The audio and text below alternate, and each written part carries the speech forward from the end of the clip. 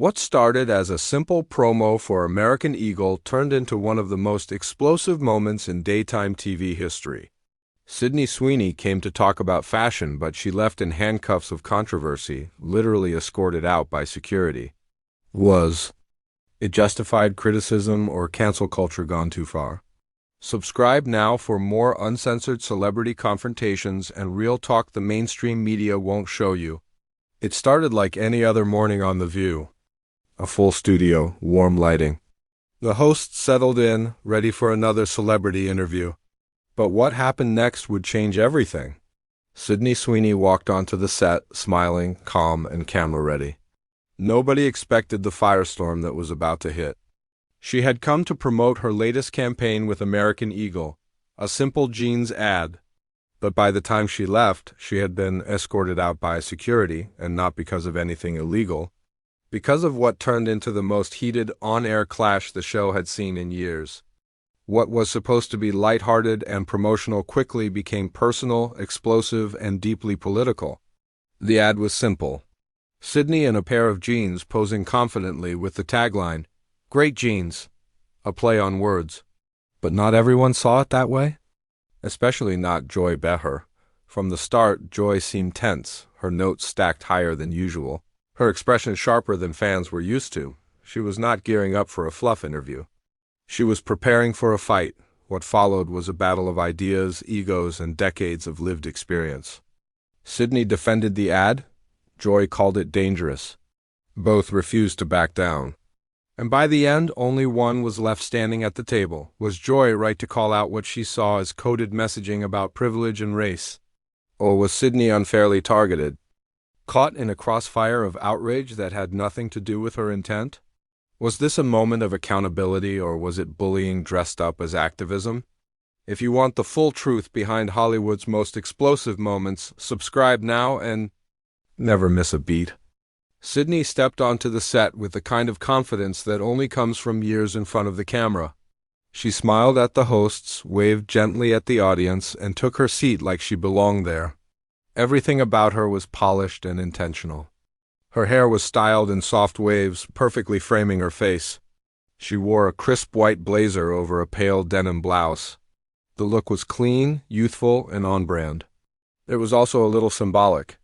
White often suggests peace or neutrality, but on that stage it felt more like armor. Her jeans were, of course, from the campaign everyone had been talking about. Fitted, high-waisted, classic American style. She looked every bit the modern icon she is marketed to be. But the mood in the room said something different. There was applause when she entered, but it was brief. Polite, measured, you could almost feel the tension before a single word was spoken. Joy barely smiled as Sydney sat down. Whoopi offered her usual warm welcome, but her tone felt slightly forced. Even the audience seemed unsure. A few people clapped with energy. Others looked around before following.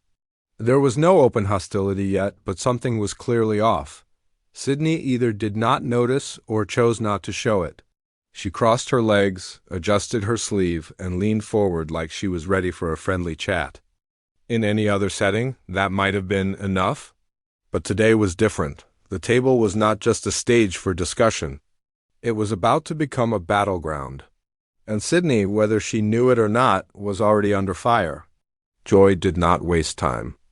As soon as the introductions were out of the way, she leaned in and brought up the ad. Her voice was calm, but her words had weight. She quoted the tagline directly. "Great jeans," she said, looking straight at Sydney. Then she paused. The room felt tighter.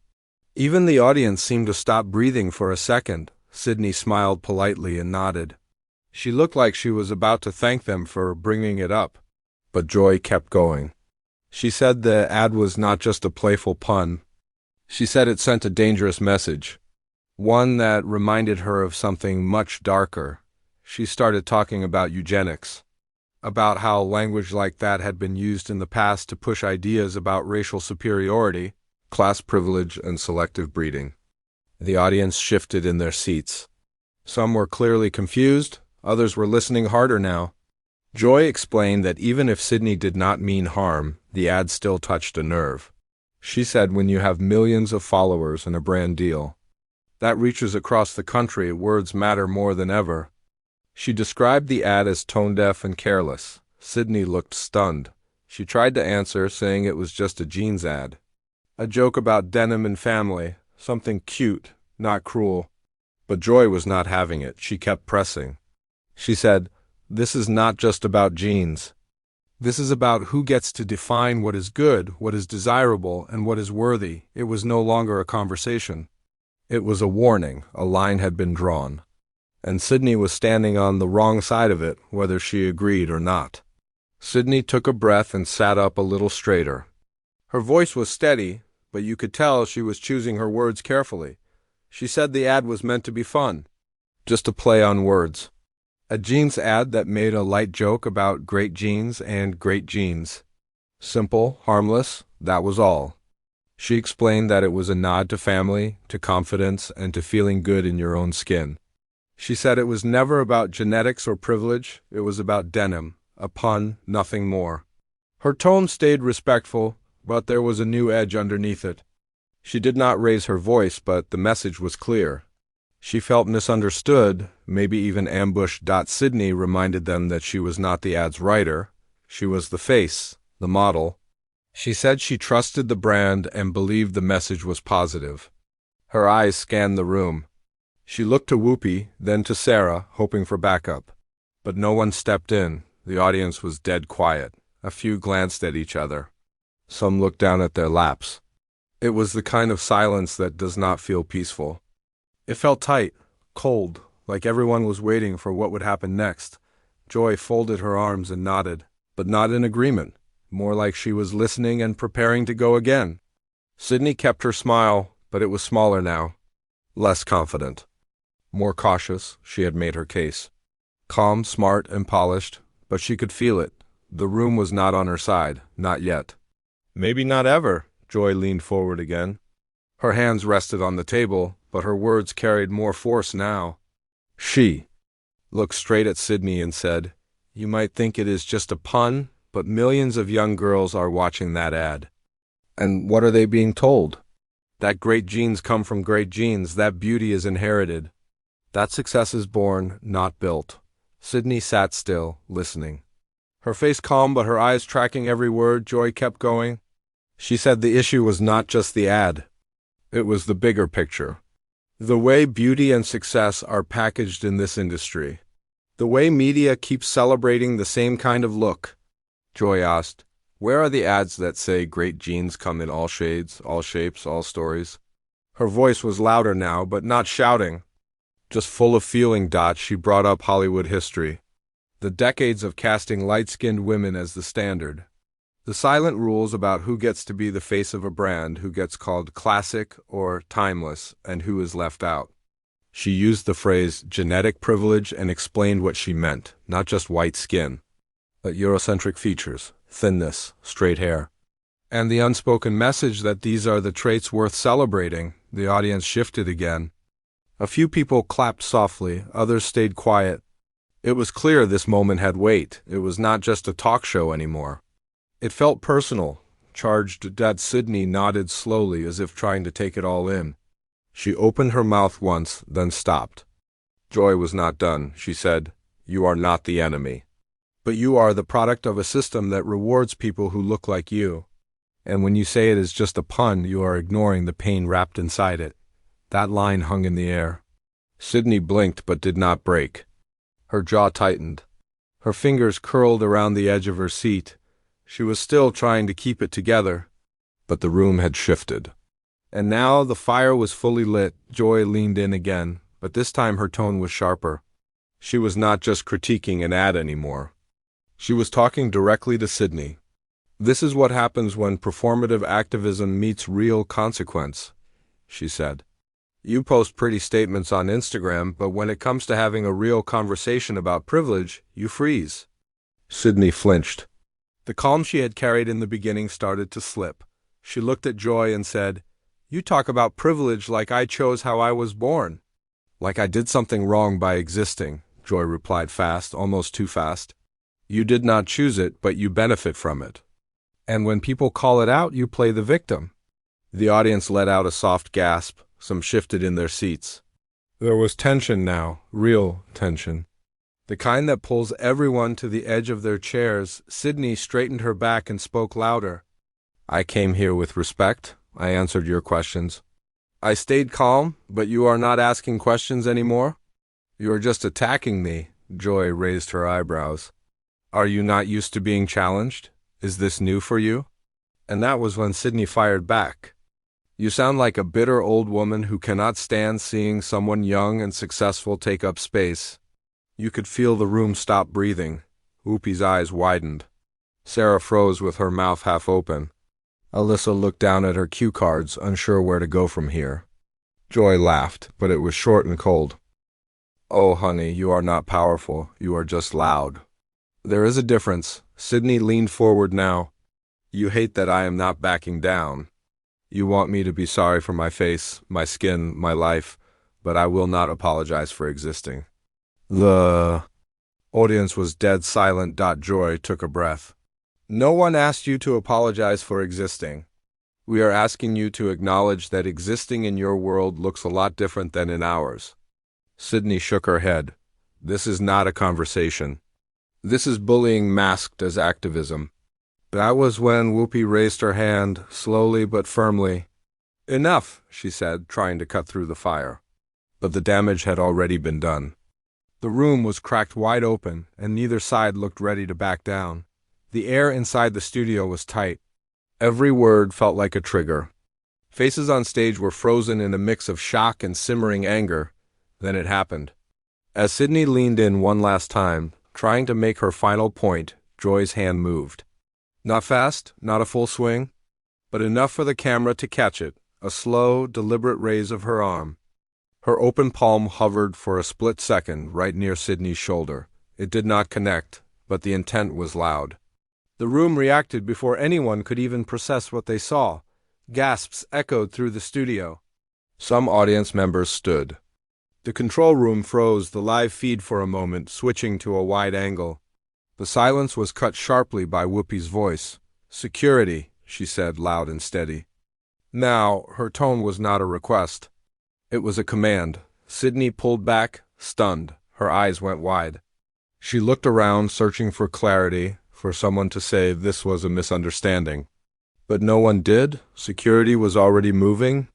2. Guards stepped onto the stage, calm but urgent. As they approached, Sydney stood slowly. Her jaw was clenched, but she kept her voice steady. You are kicking me out? She asked, turning to Whoopi first, then to Joy.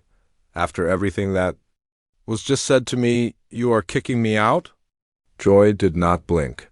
She folded her arms and leaned back slightly in her chair. Then she smiled, not the kind that makes peace. The kind that lets you know she felt in control again. You made your point, she said. Now you can leave. Sydney stared at her for a beat, breathing through her nose, fists tight at her sides. Then she turned toward the audience, then back to the hosts. This is what real silencing looks like, she said. You call it empowerment, but it is really fear. You are afraid of a different opinion. Whoopi raised her hand again, signaling the end. Sydney, thank you for coming. This segment is over. Sydney took one step back, then another. She let the security guards lead her. But her eyes never left Joy's face, and Joy, that smirk never moved. Sydney walked slowly toward the exit, but she was not finished. Her heels echoed on the studio floor. Her back stayed straight. The security guards gave her space, sensing she had something left to say. She stopped near the edge of the stage and turned back to face the hosts, the cameras, and the crowd. You all talk about progress, she said clearly, but only if it fits your version of it. You say you want women to speak up, but the moment one does, and it is not something you like, you tear her down. The room was silent again. Nobody interrupted. Even Joy stayed quiet. Sydney glanced toward the audience, then to the camera. I was invited here to talk about an ad. A jeans ad. I was told it was lighthearted. Then it turned into accusations about race, privilege, and my existence being offensive. Her voice stayed strong. Her tone never cracked. It was not anger anymore. It was clarity. I work hard. I take care of my family. I follow the rules. But I am still dragged on national TV and called entitled because I smiled in a photo shoot. You do not see people. You see symbols. That is not justice, that is bullying. She pointed slightly toward the panel, not in threat, but in truth. This is cancel culture. It is not about accountability. It is about control. It is a weapon used by people who already have a voice and want to keep it that way. The guards nodded toward the wings. Sydney gave one last look toward Whoopi, then Joy. Neither spoke. I will walk out, she said. But I am not walking away ashamed. I said what I meant. And I will not apologize for being exactly who I am. Then she turned and left, her words still hanging in the air. The moment Sydney walked off set, the internet exploded. Within minutes, clips from the show started flooding social media. Different angles, different edits. Some framed Joy as a brave truth-teller. Others showed Sydney standing her ground with calm strength. The media split right down the middle. Outlets like BuzzFeed and the View Insider called Joy's remarks a necessary reckoning. They praised her for holding Sydney accountable. They said she spoke for women who had been left out of the spotlight for decades, but on the other side, conservative outlets and independent creators fired back. They accused Joy of hypocrisy and bullying. Headlines called Sydney a victim of daytime TV politics and said she was ambushed on air. Twitter, as always, turned it into a battleground. The hashtag justice for Sydney started trending within the hour. At the same time, hashtag Joy Behar Unfiltered began rising just as fast. Memes, reaction videos, and heated debates filled every corner of the platform. Comment sections got ugly. Meanwhile, Sydney's team released a short statement. It said she was grateful for the opportunity but disappointed in how the conversation turned personal. Joy did not release anything right away, but her facial expressions from the segment were already being turned into reaction GIFs. By the next morning, the headlines were everywhere. Talk shows, podcasts, TikTok lives. Everyone had an opinion, but no one could agree on who went too far or who actually won. What started as a segment about a jeans ad had turned into a full-on culture war, and it was not going away anytime soon. So here we are. After all the shouting, walk-offs, and viral soundbites, one question still hangs in the air. Was Joy Behar holding Sydney Sweeney accountable? Or was she attacking someone who simply did not fit her idea of what an empowered woman should look? Like some viewers saw Joy as standing up for something bigger. For women who have been shut out of beauty campaigns and mainstream media for decades, they felt she was pushing back against a system that still rewards a very narrow type of success, but others saw something different. A young actress being cornered on live television, criticized not for what she did, but for who she was. Her face, her body, her background, her silence. And when she finally spoke up, she was told she was too emotional, too entitled. Too much. This moment was about more than just jeans or magazine covers.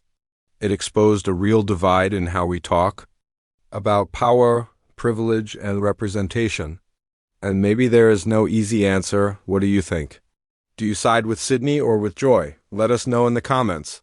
And do not forget to subscribe for more fearless breakdowns of the moments that shake Hollywood.